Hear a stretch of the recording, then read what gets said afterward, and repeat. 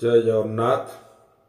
कवि प्रिय श्री जगन्नाथ भाव ग्रहणकारी भवबाधा निवारणकारी जगन्नाथंकर भाव राज्य रे विचरण करुथाए कवि।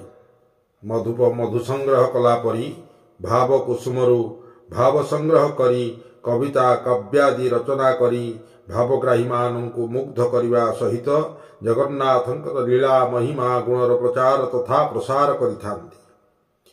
निज सृष्टि रे मग्न थिबा बेले कविता बा काव्यर पद लिखिबा बेले अटकी गले पद मने पड़ी गले किंबा भाव संप्रसारण असमर्थ हेले कविप्रिय श्री जगन्नाथ कविर पाखे पाखे रही न आसिबा पदमान कही दियंती, भाव जोगाई दियंती एवं बेले बेले लेखनी धरी निजे मध्य पद लिखि दियंती। सेथिपाई यथार्थ रे कुआ जाइछि, कवि तोर प्रिय जन कवि पासे थाऊ न आसिले पद मान कही देउ थाऊ। कवि जदि भाव मान न पारई जोखी लेखनी धरी तू निजे देउ थाऊ लेखी। कवि देउथिले गाली तोते बाधे नाही चंदन पराए तोते शीतल लागई। कवि जेतेबेले गाली दियंती महाप्रभु को शीतल भलिया लागि थाए। भाव प्रकाश रे एक परिप्रेक्षी श्री जगन्नाथ किपरि कवि प्रिय ताहा एही माध्यम रे उपस्थापन करा जाइछि।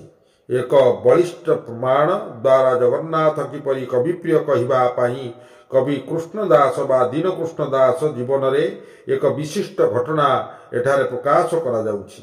कवि कृष्णदासंकर धर्म कर्म गुण गारिमा सबुको सरल भाषा रे बुझाई भक्त कवि रामदास कहिचंती।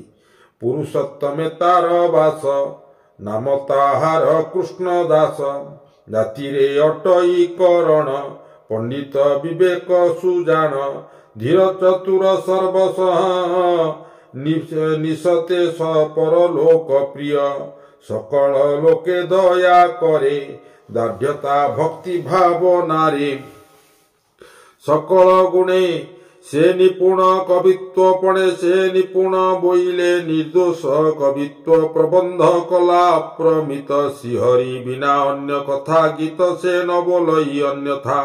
श्रीकृष्ण जन्म कर्म गुण से सबु करई बखाण भगत जने अधिकार जहि जे मंत करिबार दृष्ट निवारी संथ पाळी गोपी गोपाल रास केली केवल एही कथा मान श्रवणे करिन गायन मागे उत्तम जन ठारे निज कुटुंब पोषिबारे जे अबा मिले भाग्य तार घेनी चलई निजपुर प्राण पोषंती ताहा खाई जाचक जने किछि देई एमंते बंचु थाई दिन न जाने अन्य कथा मान केतेक दिनक उतारे ता कीर्ति जगते प्रसरे लोके बोइले धन्य धन्य ये कृष्ण दासर जीवन।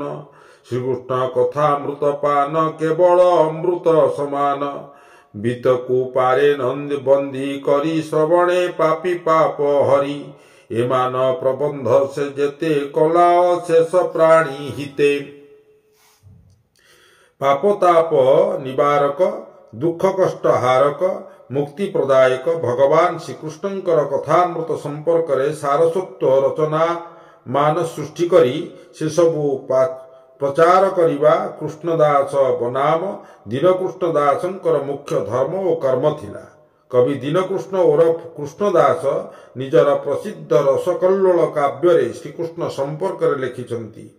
किछि नोहे अनित्य संसार कथा एते मात्र क एथि सार कृष्ण रूप करुथिब ध्यान कृष्ण चरित करुथिब गान कृष्ण कथा श्रवण रे सुनिब कृष्ण बोली जगत को जानिब कृष्ण कार्ये तत्पर होइब कृष्ण पाई भल द्रव्य थोइब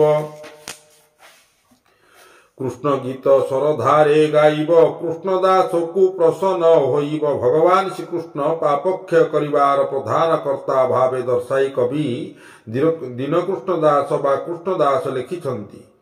कर धरी कहू अछि हे जने କ୍ରୋଧପମାନ ନ ଧର ମନେ କରୁଣା ହୃଦୟ ନିରତେ ହୁଅ କୃଷ୍ଣ କଥାରେ ଏକା ମନ ଦିଅ କୋମଳ କରି କଥା ମାନ କହ କୃଷ୍ଣ ଭକତ ଜନ ମନ ମୋହ କୃଷ୍ଣ କର ଧ୍ୟାନ କୃଷ୍ଣ ଚରିତ କର ପାନ। ଏଠାରେ ପ୍ରକାଶ ଯୋଗ୍ୟ ଯେ କବି କୃଷ୍ଣ ଦାସ ଦୀନକୃଷ୍ଣ ଦାସ ଶ୍ରୀକୃଷ୍ଣ ଜଗନ୍ନାଥଙ୍କୁ ଏକ ଏବଂ ଅଭିନ୍ନ ଠାବରୁ ଠାକୁର ଭାବେ ବିବେଚିତ କରୁଥିଲେ। ଉଭୟଙ୍କର ମଧ୍ୟରେ ଅଭିନ୍ନ ଭାବ ଦର୍ଶାଇ ସେ ତାଙ୍କ ପ୍ରସିଦ୍ଧ ରସକଲ୍ଲୋଳ କାବ୍ୟରେ ଆରମ୍ଭରେ ଲେଖିଛନ୍ତି ନମ କମଳ ନେତି କମଳା ପ୍ରାଣନାୟକ କଳା ପର୍ବତରେ ଲୀଳା କରି ଅନେକ କଲେ ଇଚ୍ଛା ମନେ ହେବା କଂସ ଅନ୍ତକ କରିବା ଉଶ୍ୱାସ ମହାଭି ଭାରି ଯେତକ କପଟେ ହୋଇବା ଦୁବ୍ରଜେ ନନ୍ଦ ବାଳକ କୌତୁକେ ବୋଲାଇବା ପଶୁପାଳକ। କବି କୃଷ୍ଣ ଦାସ ବା ଦୀନକୃଷ୍ଣ ଦାସ ଶ୍ରୀ ଜଗନ୍ନାଥଙ୍କୁ ବ୍ରଜବାଳୀ ହୃଦତଟ ଚଳନ ତଥା ଯଦୁନନ୍ଦନ ଭାବେ ବନ୍ଦନା କରି ଲେଖିଛନ୍ତି ଜୟ ଜୟ ଜଗବନ୍ଧୁ ଏ ଯଦୁନନ୍ଦନ ବ୍ରଜବାଳୀ ହୃଦ ତଟ ଚନ୍ଦନ ବଡ଼ ଦେଉଳେ ବିହାର ବଡ଼ ଚିତା ବଡ଼ ଚୂଳ କି ଶୋଭା ଦିଶୁଚି କଳା ବଦନ ସେ ଯେଉଁ ଅଳକା ପନ୍ତି ଦେଖି ବୁଲିଯିବ ଯତିମତି ମୁନିଜନଙ୍କ ମନ ମୋହନ ବଡ଼ ଚକା ଆଖି ବଳିଆର ଭୁଜ ଦେଖି ତହିଁରେ ରହିଲା ଲାଖି ମୋ ମନ ଯେ ଯେଉଁ ରଙ୍ଗ ଅଧର ପୁରୀ ରହିଛି ମଧୁର ନାଚେ ଗଜମୋତି ଅତି ଶୋଭନ କଟି ତଟେ ପାଟ ଝୁମ୍ପା ଓଡ଼ିଆଣୀ ତନୁ କମ୍ପା କି ଶୋଭା ଦିଶୁଚି ରେଖା କୁନ୍ଦନ ଶ୍ରୀ ଜଗନ୍ନାଥ ଚରଣେ ଚିତ୍ତ ରହୁ ଅନୁକ୍ଷଣେ ଦୀନକୃଷ୍ଣ ଦାସଙ୍କର ବଖାଣ। ଶ୍ରୀକୃଷ୍ଣ ମହିମା ପରି ଶ୍ରୀ ଜଗନ୍ନାଥଙ୍କର ମହିମା ବର୍ଣ୍ଣନା କରି ଦୀନକୃଷ୍ଣ ଦାସ ବା କବି କୃଷ୍ଣ ଦାସ ଲେଖିଛନ୍ତି